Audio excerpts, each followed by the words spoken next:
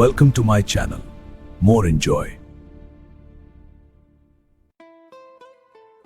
స్నేహాంజలి. సమాజానికి స్ఫూర్తి, సంస్కృతికి వారధి, సమాచారానికి విశ్వసనీయ వేదిక. బీవీడి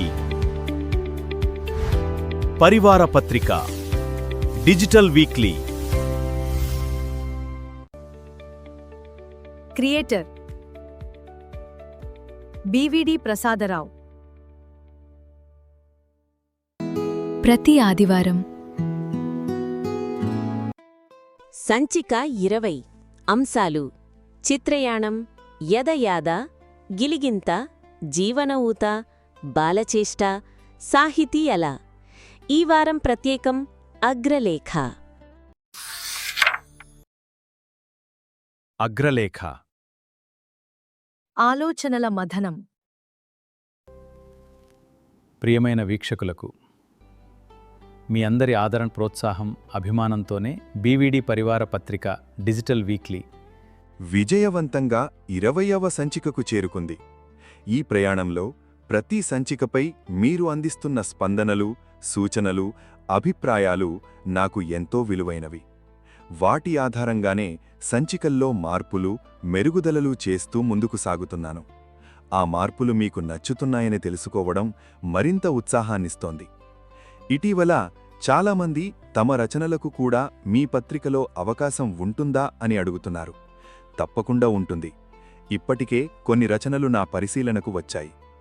డిజిటల్ వీక్లీ స్వరూపానికి, శైలికి అనుగుణంగా ఉన్న రచనలకు బీవీడి పరివార పత్రికలో తప్పకుండా స్థానం ఉంటుంది. రచన సంక్షిప్తంగా, సాధారణంగా అరపేజీకి మించకుండా ఉంటే అనుకూలంగా ఉంటుంది.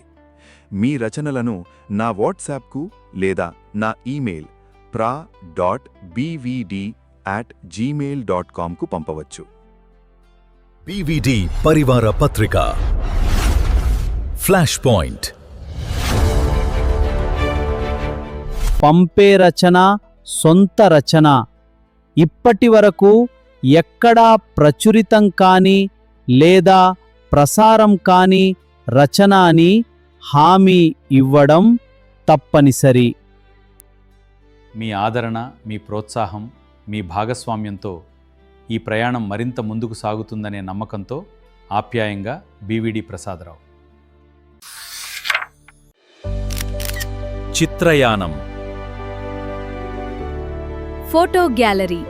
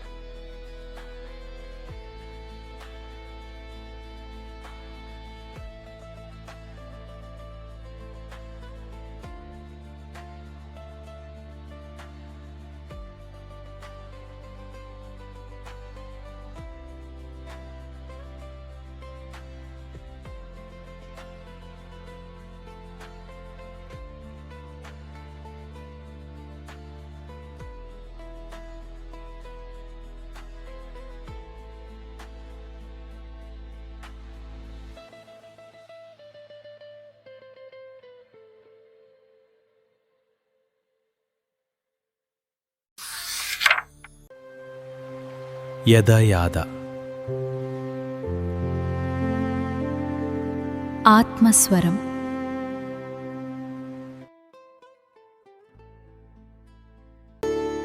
ఈ నలుగురు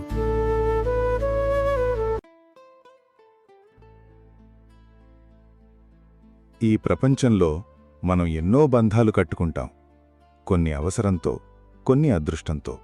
కాని ఒక్క బంధం మాత్రం మనం అడగకుండానే దేవుడు మన చేతిలో పెడతాడు. అదే కుటుంబం. అందులో ఒక నాన్న, ఒక అమ్మ, ఒక కొడుకు, ఒక కూతురు. వీరు 4 స్తంభాలు. కాని ఆ 4 స్తంభాల మీద నిలబడేది ఒక్క ఇల్లు కాదు, ఒక ప్రపంచం. ఎప్పుడైనా ఆలోచించారా? నాన్నకు కొడుకుని చూస్తే భవిష్యత్తు కనిపిస్తుంది. కూతురుని చూస్తే తన చిన్ననాటి నవ్వు కనిపిస్తుంది. అందుకే కొడుకును భుజం మీద కూర్చోబెడతాడు, కూతురుని గుండెమీద కూర్చోబెడతాడు. ఒక నిజం చెబుతాను. కొడుకు ఇంటి పేరును ముందుకు తీసుకెళ్తాడు. కూతురు ఇంటి ప్రేమను ఎక్కడికెళ్ళినా వెంట తీసుకెళ్తుంది. ఒకరు వారసత్వాన్ని నిలబెడతారు, మరొకరు అనుబంధాన్ని నిలబెడతారు. ఇద్దరూ తల్లిదండ్రుల గర్వకారణాలే. పెళ్ళయి ఇంటి పేరు మారచ్చు, కాని మా నాన్న, మా అమ్మ అనే పిలుపులోని ప్రేమ ఎప్పటికీ మారదు. వయసు పెరిగాక నాన్న జేబు ఖాళీ అవుతుంది, శరీరం అలిసిపోతుంది. అప్పుడు కొడుకైనా కూతురైనా ఒక్కటే అడగాలి, నాన్నా, మందులు వేసుకున్నావా? ఏదైనా అవసరమైతే మాకు చెప్పు. ఎందుకంటే తల్లిదండ్రులకు డబ్బు కంటే పిల్లల ఆప్యాయతే ఎక్కువ. అమ్మ అనే పదానికి స్వార్థం తెలియదు. కొడుక్కిష్టమైన కూరైనా, కూతురికి ఇష్టమైన వంటైనా తన చేత్తో వండిపెట్టినప్పుడే ఆమె కడుపు నిండుతుంది. నాన్న ఏమీ దాచుకోడు. దాచుకునేది ఒక్కటే, ఎదురుచూపు. సాయంత్రం గుమ్మం దగ్గర నిలబడి రోడ్డువైపు చూస్తుంటాడు. ఎవరూ అడగరు, ఏం చూస్తున్నావని. కాని ఆ చూపు ఒక్కటే చెబుతుంది, నా పిల్లలొస్తారేమో అని. కొడుకొచ్చినా, కూతురొచ్చినా ఆ ఇంట్లో గాలికూడా ఆనందంగా వీచినట్టే ఉంటుంది. కొడుకు తల్లిదండ్రులకు భరోసా, కూతురు తల్లిదండ్రులకు ఆప్యాయత. అయితే భరోసా లేకుండా ప్రేమ నిలవదు, ప్రేమ లేకుండా భరోసా నిలవదు. ఇద్దరికీ అవసరమే. అమ్మ ఏడిస్తే కొడుకు కారణం వెతుకుతాడు, కూతురు కన్నీరు తుడుస్తుంది. ఏదైనా ప్రేమకు ఆడా మగ అనే తేడా ఉండదు. జీవితంలో చివరి శ్వాస దగ్గర ఎవరూ బ్యాంకు బ్యాలెన్స్ గుర్తు చేసుకోరు, ఎవరూ ఆస్తిపత్రాలు వెతకరు. గుర్తొచ్చేది అమ్మా అనే పిలుపే, నాన్న అనే నీడే. బిడ్డ పుట్టినరోజు అమ్మ జన్మిస్తుంది, బాధ్యత పుట్టినరోజు నాన్న జన్మిస్తాడు. ప్రపంచంలో జీతం తీసుకోకుండా జీవితాంతం పనిచేసే ఉద్యోగి నాన్న. సెలవు అడగకుండా ప్రేమ పంచే దేవత అమ్మ. కొడుకు, నువ్వు ఇంటి వారసుడివి, అంతకంటే ముందు నీ తల్లిదండ్రుల బాధ్యతకు వారసుడివి. కూతురు, నువ్వు ఎక్కడ ఉన్నా నీ తల్లిదండ్రుల గుండెల్లో నీ స్థానం ఎప్పటికీ మారదు. కొడుకైనా కూతురైనా తల్లిదండ్రులకు ఇద్దరూ 2 కళ్ళు. ఒక కన్ను మూసుకుంటే ప్రపంచం సగమే కనిపిస్తుంది. తల్లిదండ్రులు మన కోసం తమ యవ్వనాన్ని ఖర్చు చేశారు.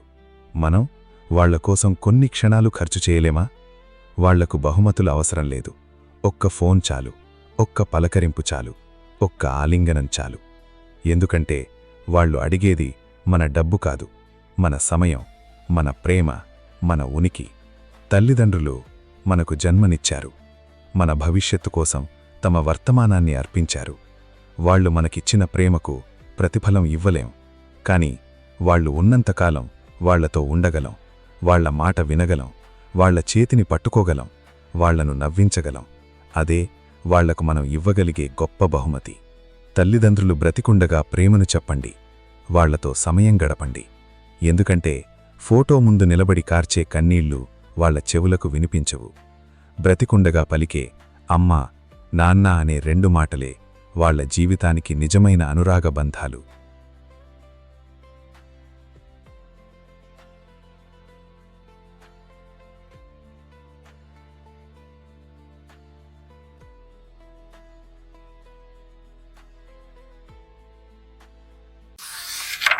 గిలిగింత హాస్య గుళికలు.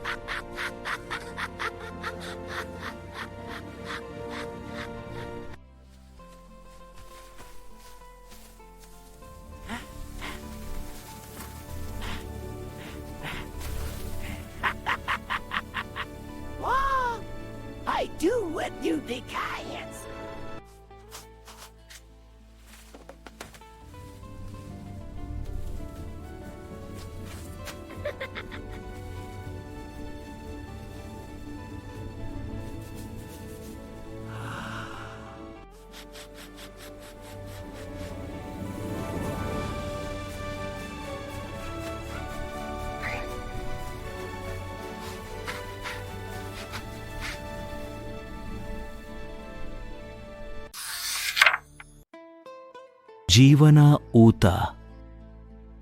Life log. పెళ్ళి ఒక జీవిత ప్రయాణం.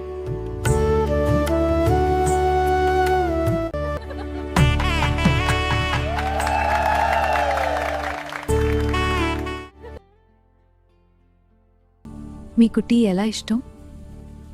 నువ్వు ఏ విధంగా చేసినా బాగుంటుంది. నిజంగా నచ్చకపోయినా చెబుతారా? ఇప్పటి నుంచే ఒక మాట, నచ్చితే చెబుతాను, నచ్చకపోయినా ప్రేమగా చెబుతాను. నేను ఒక మాటేస్తాను. కోపం వచ్చినా మౌనం కాకుండా మాట్లాడతాను.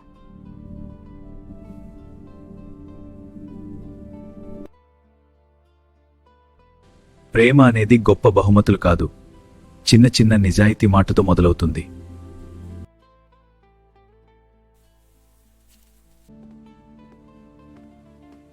మీరిప్పుడు ముందులాగా మాట్లాడడం లేదు. పనిలో ఒత్తిడి ఎక్కువగా ఉంది. ఎప్పుడూ అదే సాకు. సరే, నాకు సమయం కాదు, మీ మనసులో నా స్థానం కావాలి. సంపాదించడం కోసం పరిగెత్తుతూ నీతో గడపడం మర్చిపోయాను. సంబంధాలు సమయంతో కాదు, శ్రద్ధతో నిలబడతాయి.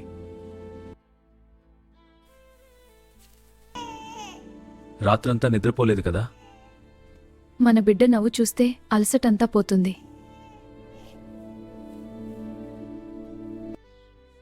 ఇక నుంచి పిల్లల బాధ్యత ఇద్దరిది.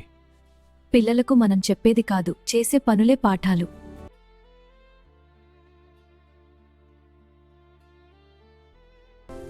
మంచి తల్లిదండ్రులు కావాలంటే ముందు మంచి జీవిత భాగస్వాములు కావాలి.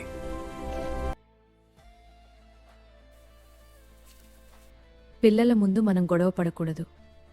అభిప్రాయ భేదాలు సహజం, అవమానాలు మాత్రం కాదు.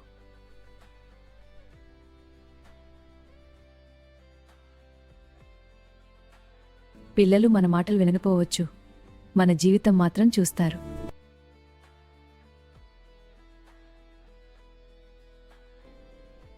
కుటుంబంలో గౌరవం ఉంటే పిల్లల్లో సంస్కారం పెరుగుతుంది.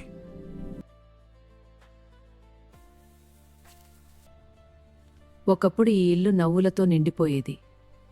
ఇప్పుడు మనిద్దరం మాత్రమే మిగిలాం.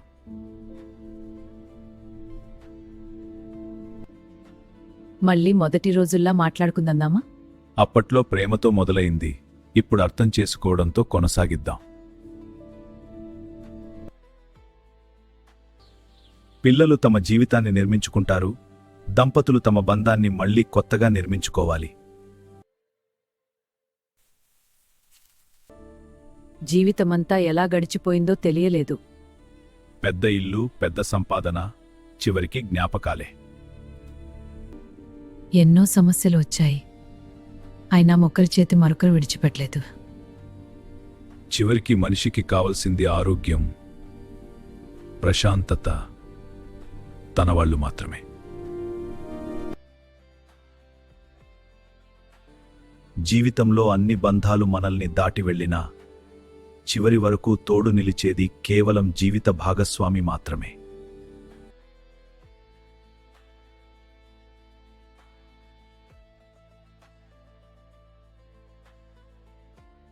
పెళ్ళి ఒకరోజు జరిగే వేడుక మాత్రమే కాదు, అది ప్రతిరోజు నేర్చుకునే ఒక ప్రయాణం. ప్రేమ తగ్గకూడదు, మాటలు ఆగకూడదు, గౌరవం పోకూడదు, క్షమించడం మానకూడదు. పిల్లలకిచ్చే గొప్ప ఆస్తి డబ్బు కాదు, ప్రేమతో, పరస్పర గౌరవంతో జీవించిన తల్లిదండ్రుల జీవితం. చివరికి మనం గుర్తుండేది సంపాదించిన ఆస్తి వల్ల కాదు, పంచుకున్న ప్రేమ వల్ల.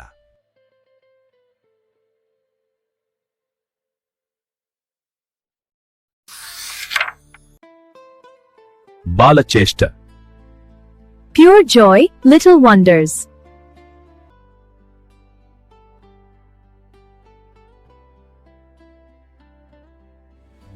ఆ లడ్డు ఒక్కసారి చూపించు. చూపిస్తా, కానీ తినొద్దు.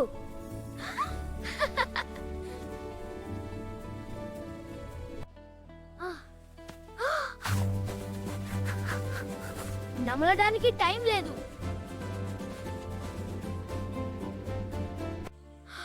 అయ్యో, కనిపించడం లేదు.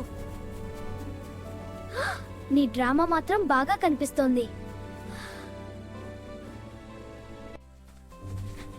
సూపర్ హీరో కాదు, సూపర్ ఆకలి వాడివి.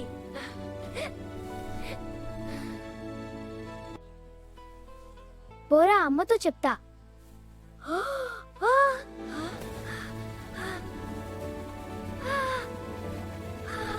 ఆపరా నీ డ్రామాలు. సారీ, ఇకపై ఇలా చేయను.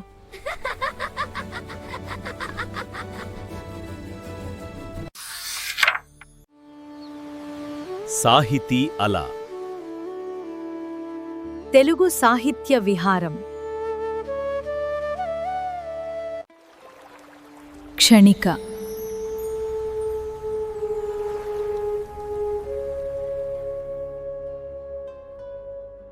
తెలుగు సాహిత్యం కాలానుగుణంగా కొత్త కొత్త ప్రక్రియలను ఆవిష్కరిస్తూ ముందుకు సాగుతోంది. సమాజంలో మారుతున్న జీవన విధానం, పాఠకుల అభిరుచులు, కాలపరిమితి వంటి అంశాలకు అనుగుణంగా అనేక ఆధునిక సాహిత్య రూపాలు వెలుగులోకి వచ్చాయి. అలాంటి విశిష్టమైన ఆధునిక సాహిత్య ప్రక్రియలలో క్షణిక ఒకటి. క్షణికలో విశాలమైన భావాన్ని, కొద్ది మాటల్లో లోతైన సందేశాన్ని వ్యక్తపరచగల సామర్థ్యం క్షణికకు ప్రత్యేక గుర్తింపును తెచ్చిపెట్టింది. క్షణిక అంటే ఏమిటి? క్షణిక అంటే ఒక క్షణంలో చదవగలిగేది, అదే క్షణంలో పాఠకుని మనసును తాకి ఆలోచింపజేసేది. ఒక్క క్షణంలో కలిగే అనుభూతి, ఆలోచన, తాత్వికత లేదా సామాజిక సందేశాన్ని అతి కొద్ది వాక్యాల్లో గాఢంగా వ్యక్తపరిచే సాహిత్య ప్రక్రియనే క్షణిక అంటారు. ఇది పరిమాణంలో చిన్నదైనా భావంలో ఎంతో విశాలమైనది. ఇక ముఖ్య లక్షణాలు: సంక్షిప్తత. సాధారణంగా 2-4 పంక్తుల్లో పూర్తవుతుంది. అయితే భావ అవసరాన్ని బట్టి కొద్దిగా ఎక్కువ పంక్తుల్లోనూ రాయవచ్చు. భావగాఢత. చిన్న పరిమాణంలోనే లోతైన భావాన్ని, జీవిత సత్యాన్ని లేదా అనుభూతిని వ్యక్తపరుస్తుంది. ఏకాంశత. ఒకే భావం, సంఘటన లేదా ఆలోచన చుట్టూ మొత్తం రచన నిర్మితమవుతుంది. సరళమైన భాష. సులభంగా అర్థమయ్యే వాడుక భాషను ఉపయోగిస్తారు. క్లిష్టమైన పదజాలానికి బదులుగా సహజమైన వ్యక్తీకరణకు ప్రాధాన్యముంటుంది. చమత్కారభరితమైన ముగింపు. చివరి పంక్తి పాఠకుడిని ఆశ్చర్యపరిచేలా, ఆలోచింపజేసేలా లేదా హృదయాన్ని తాకేలా ఉంటుంది. అదే క్షణికకు ప్రాణం. సందేశాత్మకత. జీవిత విలువలు, మానవీయ సంబంధాలు, సామాజిక స్పృహ, ప్రేమ, ప్రకృతి, తత్వచింతన వంటి అనేక అంశాలను స్పృశిస్తూ పాఠకుడికి ఒక ఆలోచనను అందిస్తుంది.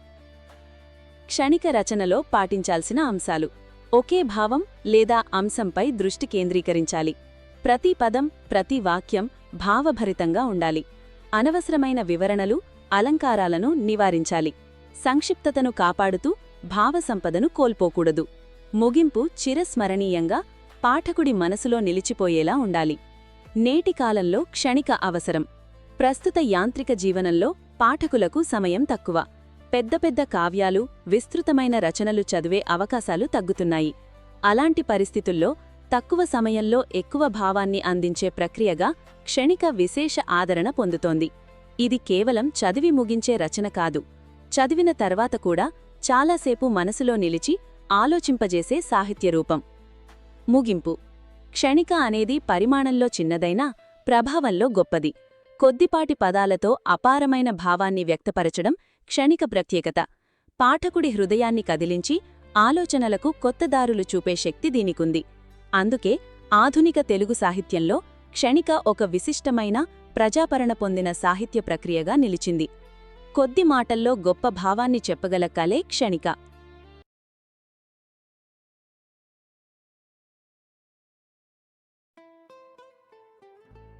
ఇట్టి క్షణిక ప్రక్రియలో నా భావాలు కొన్ని.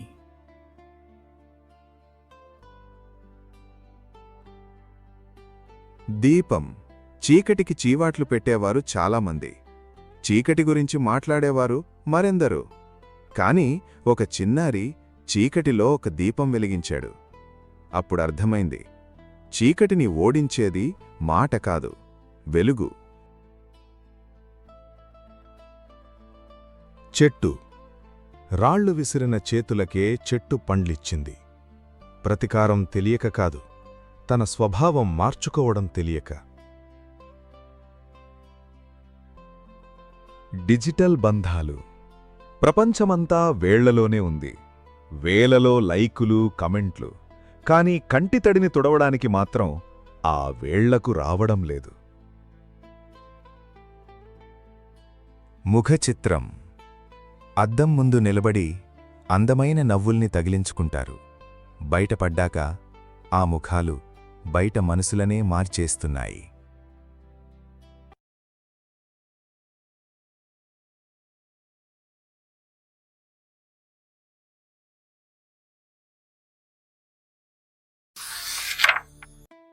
చూశారుగా, విన్నారుగా బీవీడీ పరివార పత్రిక డిజిటల్ వీక్లీని.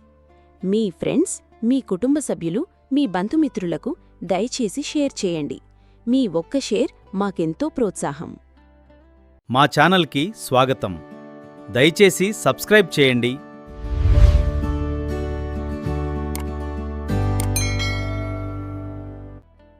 మరిన్ని ఆసక్తికరమైన విశేషాలతో వచ్చే ఆదివారం మళ్ళీ కలుద్దాం.